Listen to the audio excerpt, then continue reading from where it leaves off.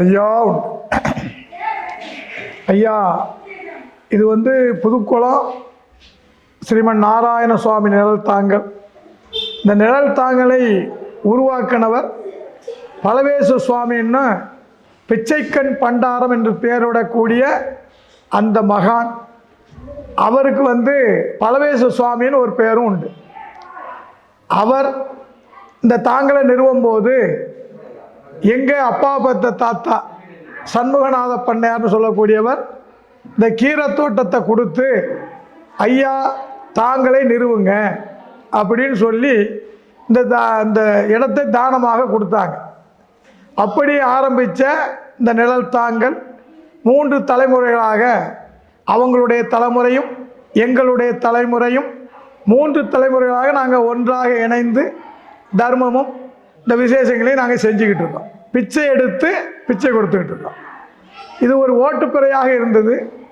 இதை உடுமலைப்பேட்டையில் இருந்து அன்பர்கள் இப்படி தமிழ்நாட்டில் உள்ள அத்தனை அன்பர்களும் பிச்சை கொடுத்து இதை ஒரு 7-7.5 லட்ச ரூபா செலவில் இது மண்டபமாக அமைக்கப்பட்டது. அப்படி ஒரு கருணையை இந்த ஐயா எல்லா மக்களுக்கும் நன்மை செய்து இதை விருத்தி செஞ்சுருக்காங்க. இந்த ஐயா பற்றி சொல்லணும்னா, அதாவது இந்த ஊருக்கு வடக்க அவருடைய ஜீவ சமாதி இருக்கு. அவர் எப்படிப்பட்டவர் அப்படின்னா, காசு பணத்துக்கு ஆசைப்படாமல் வந்த நோயாளிகளுக்கு நோய் தீர்ப்பதற்கு ஐயா வைகுண்ட சுவாமிகிட்ட வரம் வேண்டி வரம் கொடுப்பார். பிறவி ஊமையை பேச வச்சவர் அந்த பலவேச சுவாமி. 48 நாட்களாக விரதம் இருந்து பிறவி ஊமையை பேச வைத்தார் அப்படின்னு இந்த தாங்களுக்கு ஒரு பெரிய பெருமை உண்டு. அவருடைய வம்ச வழிகளாக வந்த நாராயண சுவாமி அப்படின்னு சொல்லக்கூடியவர், அவரும் இந்த தாங்களை நிலைநிறுத்திட்டு வந்தார். அவருக்கு பின்னால் தர்மசுவாமி, சண்முக சுந்தரம்மாள் அப்படிலாம் வழி நடத்திக்கிட்டே வந்தாங்க. அந்த வழி நடத்தலில் எங்கள் தாய்மாமனாக இருந்த பிச்சை என்ற நாராயணன் அவர் தான் எனக்கு குருவாக அமைந்தார். இந்த ஆன்மீக பணியை நான் 28 வருஷமாக செஞ்சுக்கிட்டு இருக்கேன். எங்கள் தாத்தா ஒரு ஜோதிடரும் கூட. அதனால் ஜோதிடக்கலையும் ஐயாவுடைய ஆன்மீக அருளும் பெற்று சிறப்பாக இந்த 28 வருஷமாக இதை சிறப்பாக நடத்திக்கிட்டு இருக்கோம். ஐயாவுடைய அருளாசியோடு. Shiva Shiva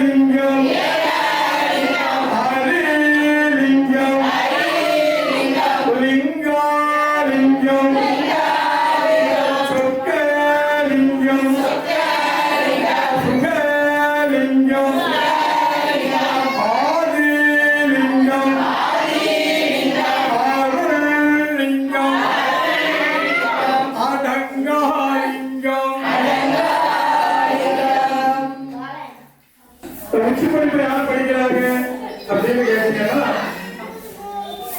முருகன் கோயில்ல தேர் ஓடுறதுக்காக ஐயா வைகுண்ட பரம்பொருள் தேர் மேலே அமர்ந்து தேர ஒரு அடி கூட நகர்த்த விடாம உட்கார்ந்துருக்காங்க. அப்போ 14 லோகத்துக்கும் காவல்காரரான என்ன கட்டையன் கருப்பசாமி, கட்டையக்கும் பரவேசம், தஞ்சாவூரி ராஜப்பன், சுடலைமாறன், மதுரை வீரன் சொல்லக்கூடிய இந்த 5 பேர்கள் தான் 14 லோகத்துக்கும் காவல்காரங்க. அப்பேற்பட்ட காவல்காரங்க அவங்களால ஒரு அடி கூட இந்த தேரை இழுக்க முடியலையே, ஏன் அப்படின்னு அம்மை பத்திரகாளிகிட்ட கேட்க, அம்மை பத்திரகாளி என்ன சொன்னா, அண்ணன் வைகுண்டம் பிறந்தாச்சு, நீங்க அவங்ககிட்ட போனீங்கன்னாதான் இதுக்கு ஒரு தீர்வு வரும்னு சொல்ல, ஐயா வைகுண்ட பரம்பொருளை வேண்டி இந்த சிவாய்மான்னு சொல்லக்கூடிய இந்த 5 பேர்களையும் சிவத்தத்துவத்தில் மாத்தினது யாரு? ஐயா வைகுண்ட சொல்லும். தங்கத்தினால் பூணலும் தங்கத்தினால் புல்லாவும் நான் எப்படி வச்சிருப்பேன், என்னோட உயர்ந்த மனிதனை அம்மன் உங்களுக்கு தருவேன், ஒரு கனி உதிராத உடையோட தருவேன், உடையாத விடலையும் ஒரு கனி உதிராத குறையும் அமுல் கொடிகளையும் பானகமும் தருவேன். என்னை வணங்க வர பக்தர்களுக்கு வீட்டு வாசலில் வலது பக்கமாக இருந்து காவல் செய்யணும் சொல்லி ஐயா சொன்னார். அது எப்ப சொன்னாரு? 5 தடவை 7 தடவை இந்த சிவாய்மார்கள் உச்சி படிப்பு படிக்கிறார்.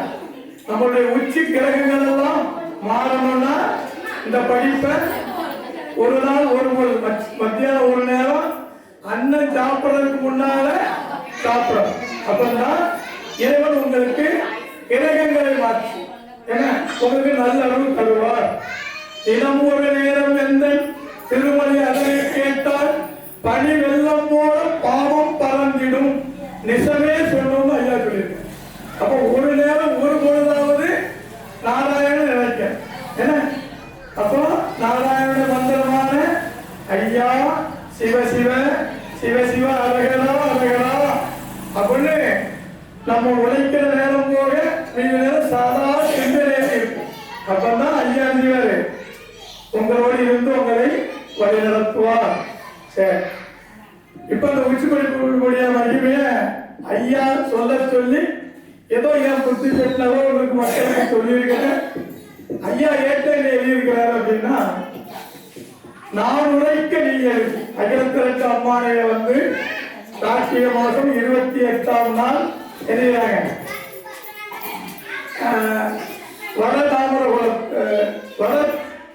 வடதாமர குலத்துல இயற்றாங்க. இது எப்படி எழுதப்பட்டது? ஐயா வைகுண்ட சுவாமி வாயால சொல்ல அடிவகுமான சீடர் அதை எழுதுறார்.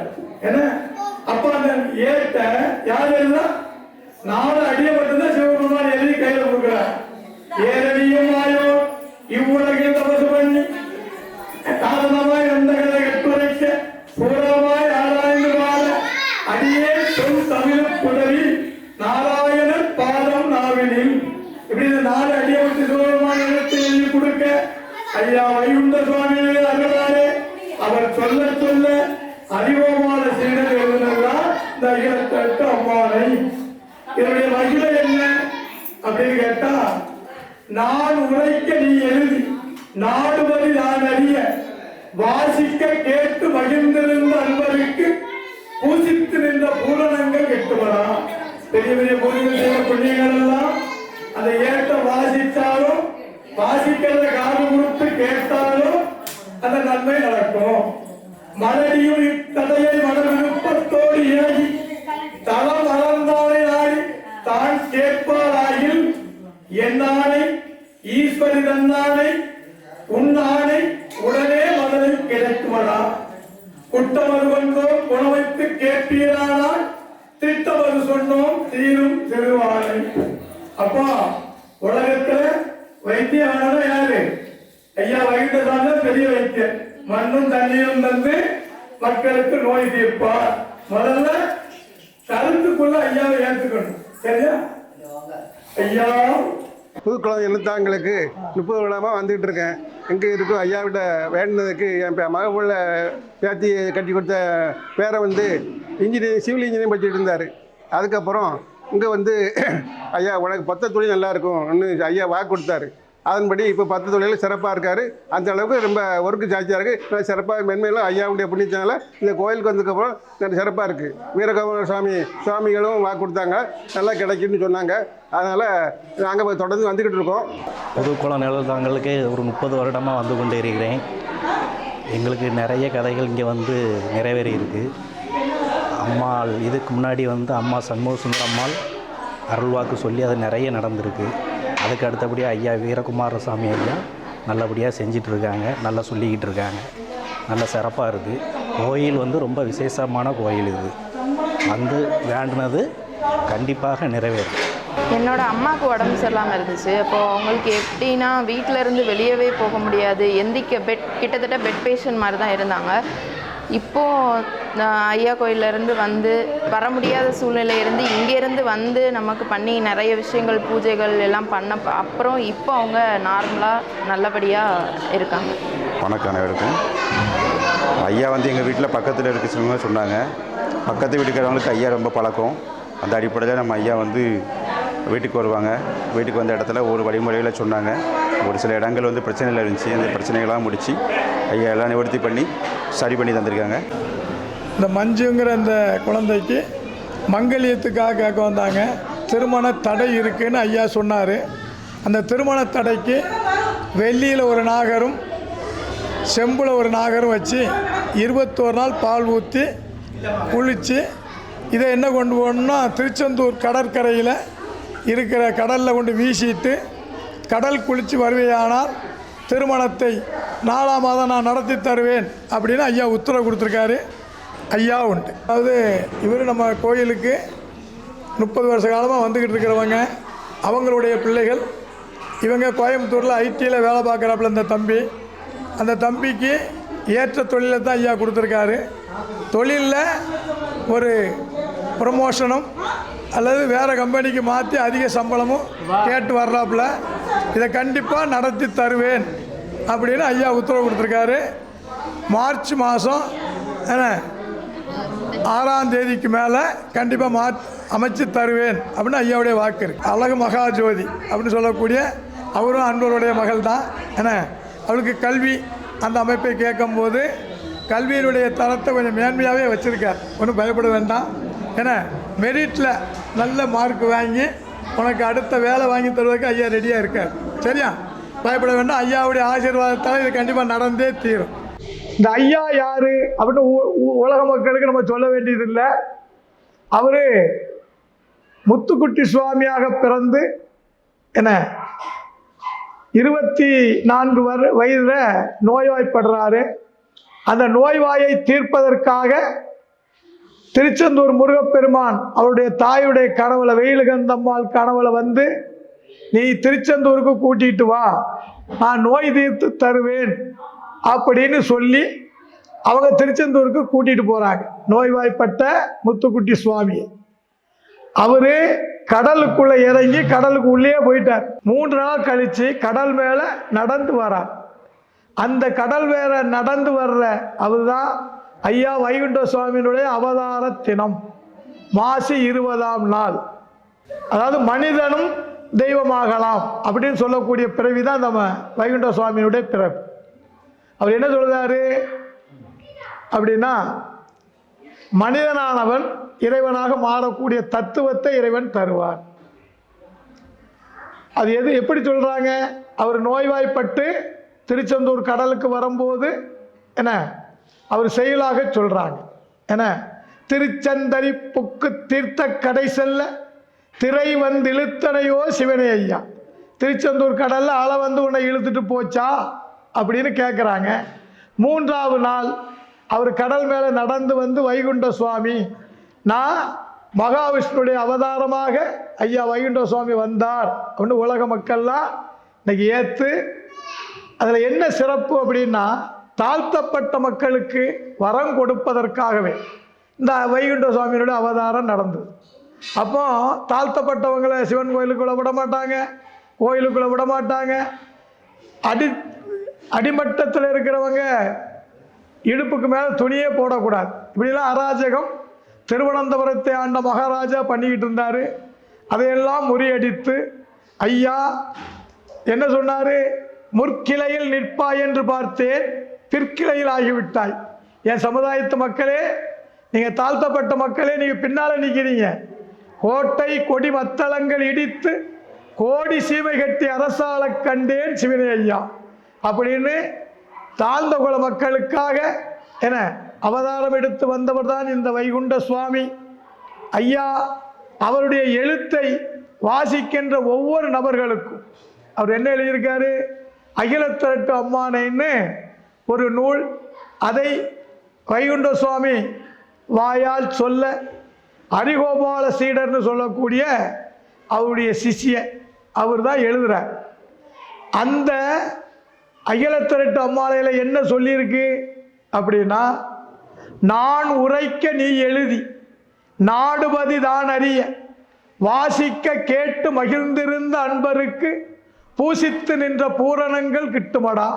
பெரிய பெரிய பூஜைகள் செய்த புண்ணியமெல்லாம் அதற்கு கிடைக்கும். தினம் ஒரு நேரம் எந்தன் திருமதி அதனை கேட்டால் பனி வெள்ளம் போல பாவம் பறந்திடும் நிசமே சொன்னோம் அப்படின்னு ஐயா சிவசிவ சிவசிவ அரகர அரகராங்கிற நாமத்தை மக்களுக்காக கொடுத்து அருளினார். அந்த நாமத்தை உச்சரிக்கின்ற பேர்களுக்கு ஐயா எந்த பாவ வினை கர்ம வினைகளாக இருந்தாலும் அத்தனையும் அறுத்து தந்து அழகாக வாழ வைப்பார், ஆரோக்கியமாக வாழ வைப்பார். போன வருடத்திற்கு முந்தின வருடம் நம்மளுடைய சித்திரை திருவிழா நடந்துக்கிட்டு இருக்கு. அப்போ சென்னையில் இருந்து வந்த மகன் பிறந்து 2 வயசாயும் பேசலை. அப்படி ஒரு அற்புதத்தை இவர் நடத்தினார். என்ன அப்படி பிறவி ஊமையை பேச வைத்து 3 மாதத்திற்குள் ஐயா இப்போ இந்த போன 1 வருஷத்துக்கு முன்னாடி இந்த வருடங்களில் 5 பேருக்கு குழந்தை செல்வம். 12 வருஷமாக தவம் இருந்த பிள்ளைகளுக்கு, 6 வருஷமாக தவம் இருந்த பிள்ளைகளுக்கு, எல்லா பிள்ளைகளுக்கும் ஒரு 5 மதுரை செல்வங்களை இந்த வருஷத்தில் 5 குழந்தை செல்வத்தை தந்திருக்கார். திருமணம் ஒரு 12க்கு மேற்பட்ட திருமணங்கள் நடந்திருக்கு. நோய் தீர்க்கையில் இவர் தான் உலக மருத்துவர். மண்ணும் தண்ணீரும் தந்து ஐயா ஆயுளையும் ஆரோக்கியத்தையும் பெருக்கித் தருவார். ஐயாவை நம்புங்கள், ஐயா உங்களோடு இருந்து உங்களை வழிநடத்துவார். ஐயா உண்டு.